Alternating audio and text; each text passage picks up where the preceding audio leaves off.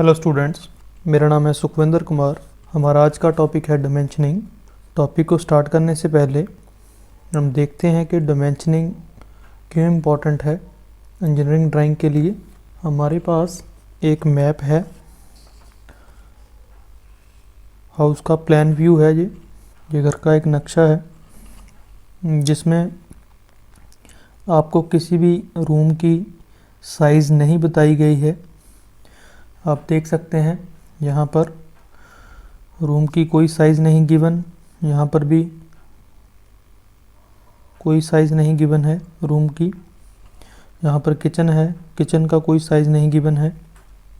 तो इस नक्शे को जिसने प्रिपेयर किया है लगता है वो ज़्यादा इंटेलिजेंट है, उसने ऐसे ही बनाकर दे दिया। हम मिस्त्री के पास जाएंगे तो वो भी इस नक्शे से आपका घर नहीं बना सकता, क्योंकि यहाँ पर टोटल लेंथ नहीं हमें मालूम, किसी रूम का साइज़ नहीं मालूम, तो हमें स्पेस की मैनेजमेंट नहीं हो पाएगी हमारे से। अब हम देखते हैं सेम हाउस का प्लान जिसमें हमें रूम का साइज़, हर रूम का साइज़ बताया गया है एंड यहाँ पर जो विंडो छोड़ी गई है उसका भी साइज़ गिवन है।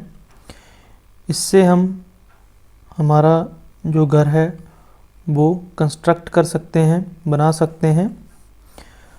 जैसे कि आप देख सकते हैं ड्राइंग रूम का size 14 feet 10 inches bye 12 feet यहाँ पर गिवन है। हर रूम का आप देख सकते हैं साइज़ गिवन है।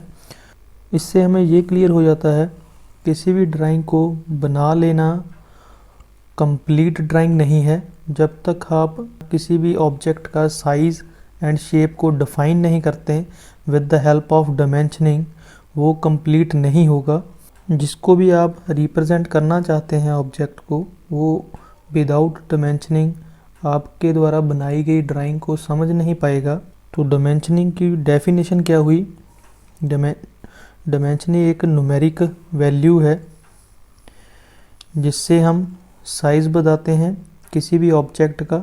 न्यूमेरिक वैल्यू से हम एंगल बता सकते हैं, कितना एंगल है। किसी भी न्यूमेरिक वैल्यू से डायामीटर बता सकते हैं। तो एक न्यूमेरिक वैल्यू है डायमेंशनिंग। तो अब हम देखते हैं डायमेंशनिंग टाइप्स। 2 टाइप्स डायमेंशनिंग की होती हैं। First one is size dimension, second one is location dimension. Size dimension name से इंडिकेट है। साइज डायमेंशन से क्या होता है कि किसी भी ऑब्जेक्ट का साइज़ बताया जाता है। जैसे कि यहाँ पर एक रेक्टेंगल शो की गई है, रेक्टेंगल का साइज़ बताया गया है 40 बाई 20। इसी प्रकार लोकेशन डायमेंशन, लोकेशन डायमेंशन का क्या मतलब हुआ कि किसी भी ऑब्जेक्ट की लोकेशन को बताया जाता है इससे, लोकेशन डायमेंशन से। जैसे कि रेक्टेंगल के अंदर एक सर्कल लगाया गया है एंड सर्कल का जो सेंटर पॉइंट है उसको रिप्रेजेंट किया गया है इस साइड की रेफरेंस से 15 mm एंड इस साइड की रेफरेंस से 15 mm।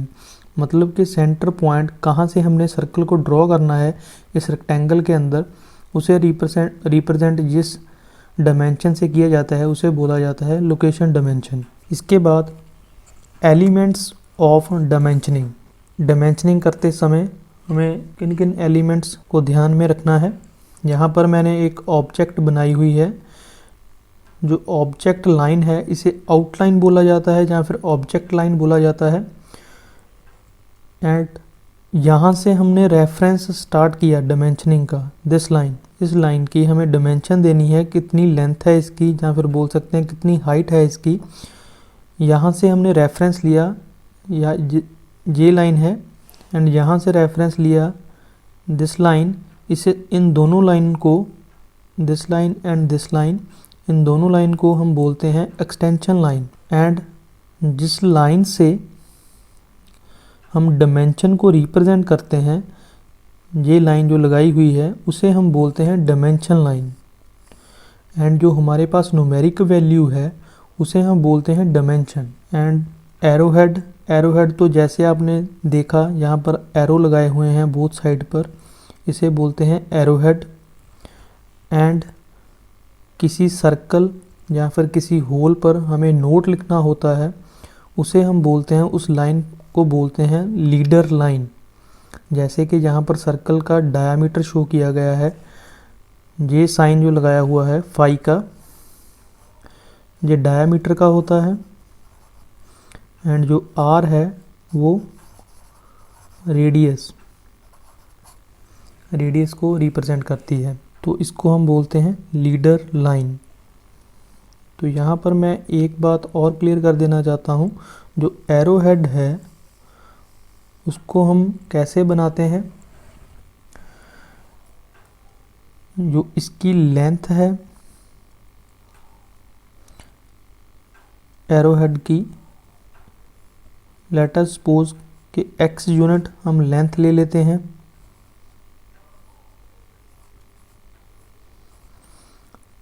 तो जो इसकी विड्थ होगी वो x/3 होगी।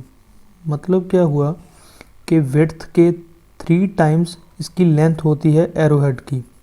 तो ये बात का आपको ध्यान रखना है, जब भी आपने डायमेंशनिंग करनी है तो जो एरो हेड बनाएंगे आप, तो उसकी जो लेंथ है वो 3 टाइम्स जो उसकी विड्थ ली हुई है एरो हेड की, उससे 3 टाइम्स ज़्यादा होनी चाहिए।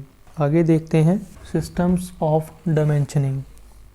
कौन कौन से सिस्टम्स होते हैं। Aligned system and unidirectional system. Aligned system पहले देखते हैं।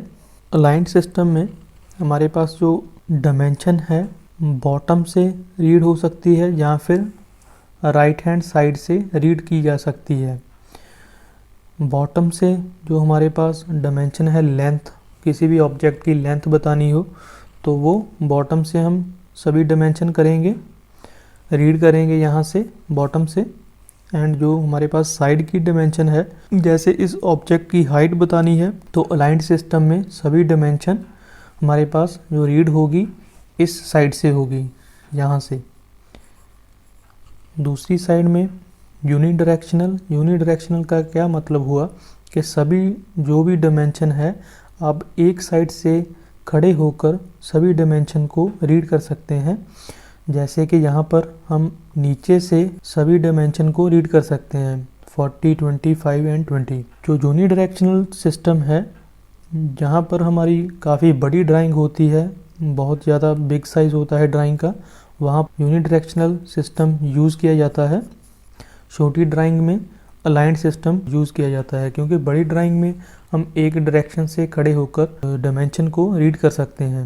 नेक्स्ट है हमारे पास अरेंजमेंट ऑफ डायमेंशंस। जो हमारे पास 4 टाइप्स है अरेंजमेंट ऑफ डायमेंशंस। मतलब कि हमें डायमेंशन करनी कैसे है किसी ऑब्जेक्ट की। First one is chain dimensioning. जैसे कि ऑब्जेक्ट बनाई हुई है, ऑब्जेक्ट की जो डायमेंशनिंग की हुई है एक चेन में की हुई है, एक लाइन में सभी डायमेंशंस हैं। यहाँ से यहाँ तक एक डायमेंशन एंड यहाँ से यहाँ तक दूसरी डायमेंशन, एक चेन बनी हुई है। ऐसे ही second one is parallel dimensioning. Parallel जैसे कि नाम से ही क्लियर हो जाता है कि जो डायमेंशनिंग लाइंस हैं वो पैरेलल है। जो डायमेंशन हमें यहाँ पर करनी है वो पैरेलल पोजीशन में की हुई है। एंड नेक्स्ट है कंबाइंड डायमेंशनिंग। कंबाइंड का क्या मतलब हुआ कि जो हमने स्टडी किया चेन एंड पैरेलल डायमेंशनिंग, दोनों का कॉम्बिनेशन जिस ड्राइंग में हम यूज़ करते हैं उसको बोलते हैं कंबाइंड डायमेंशनिंग। इस ड्राइंग में आप देख सकते हैं जो डायमेंशनिंग लाइंस हैं चेन में भी हैं एंड पैरेलल भी है, तो इस डायमेंशनिंग को हम क्या बोलेंगे, combined dimensioning. And last one is dimensioning by coordinate. यहाँ पर क्या है कि एक पॉइंट को हमने रेफरेंस पॉइंट मान लिया, मतलब कि यहाँ पर हमारे पास जो दिस पॉइंट है इसको 0,0 मान लिया हमने। इस डायरेक्शन को भी एक एरो, यहाँ पर एक एरो, मतलब कि इस एंड पर कोई एरो नहीं है। इसका क्या मतलब हुआ, 0 से इस डायरेक्शन को डायमेंशनिंग इंक्रीज़ हो रही है। लेट अस सपोज कि इस पॉइंट तक इसकी डायमेंशनिंग है, यहाँ पर है 10 एंड यहाँ पर है 20।